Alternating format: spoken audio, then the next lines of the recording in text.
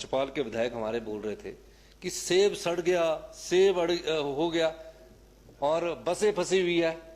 कोई डंगा लगने के लिए कम से कम 50-60 दिन लगते हैं, और जहां पूरी सड़क बह जाए 50-50 मीटर, कोई ऐसी तकनीक है जो 10 दिन में कर देती है, हम उनको दे देते हैं। आप मुझे बताइए कि 10 दिन में हम आप ही के आदमी को दे देंगे काम। अगर बसें निकलनी है आप ही के आदमी को दे देंगे, नहीं आप ही के आदमी को दे देंगे, नहीं वर्मा जी को पूछ लो कि निकल।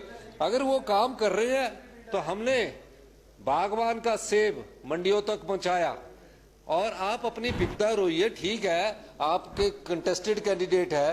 अगर वो अधिकारियों के साथ बैठकर चौपाल के लोगों की मुसीबत को सुन रहे हैं, हमारे पार्टी के जनरल सेक्रेटरी भी है, वो हमारी पार्टी के जनरल सेक्रेटरी भी है, उसमें किसी को तो दुख नहीं है। जो आप कह रहे थे कि मेरी बात से कई लोग खुश हो रहे, किसी को नहीं है। इस समय वो हमारे कंटेस्टेड कैंडिडेट है, लोकसभा चुनाव अभी दूर है, हो सकता है आप ही हमारी मदद कर दें, इसमें कोई दो राय है। चुनावों की गणित तो अलग होता है, परिस्थितियां अलग होती है। तो जो आपकी विपदा है उसको आपदा में ना बोलिए, आप अपनी विपदा मुझे बंद कमरे में बताइए। अभी आपदा राहत परिवारों को हमने कैसे मदद करनी है। चौपाल में आपको लगता है कि कहीं गलत हुआ, दंगे के लिए मैं आपको एक और बात बता दूं। मनरेगा के तहत हमारे सम्मानित मंत्री अनिरुद्ध सिंह जी ने, जिस दिन आपदा आई उसके दूसरे तीसरे दिन हमारी नोटिफिकेशन होगी कि मनरेगा के तहत हम दंगे लगा सकते। जब हमने देखा कि उससे भी काम नहीं बन रहा है, तो हमने विधायकों को पावर दे दी कि अपने एमएलए फंड से, हमारे को एक अच्छी एडवाइस रणधीर शर्मा जी ने दी कि आप विधायकों से कर दो, हमने अगले दिन कर दिया।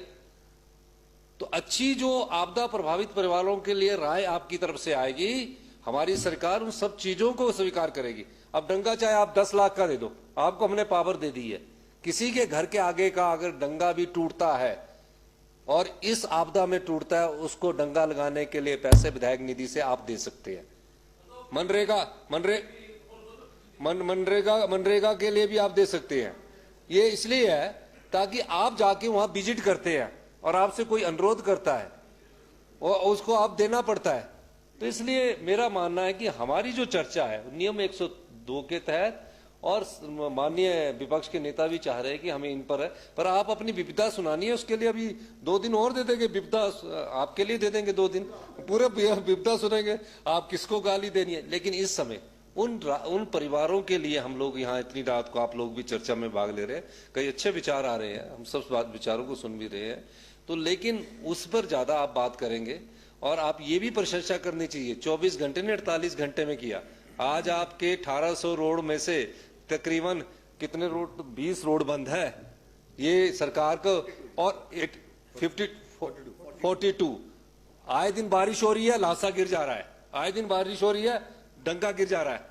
अगर हम ये सोए रहते 10 दिन बिजली नहीं आती है, 10 दिन पानी नहीं आता है, ये हमारी सरकार की कर्तव्य निष्ठा है कि हमने 1800 के रोड खोल के रख दिए। जहां पानी नहीं, जहां पानी नहीं अभी आ रहा है तो उसको भी ला देंगे। आप बोलिए मेरे क्षेत्र में इतने दिन तक पानी नहीं है, पर बोलना सच।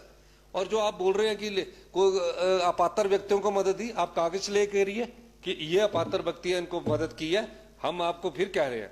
मेरा मानना है कि अभी तक नहीं तो लोग उठकर आ जाते हैं, फोन कर देते हैं जब भी अपात्र को मदद हो। अभी तक तो हमने दिया ही कुछ नहीं है। हमारा तो पैकेज आ रहा है, अभी तो सिर्फ 7 से 11 तक वाले पैकेज में दिया है, और उसके बाद जयराम जी ठाकुर जी के और कंस्टिट्यूंसी में नुकसान हुआ है, कई पूरे हिमाचल प्रदेश में ज्वालामुखी में नुकसान हुआ है, सुला में नुकसान हुआ है,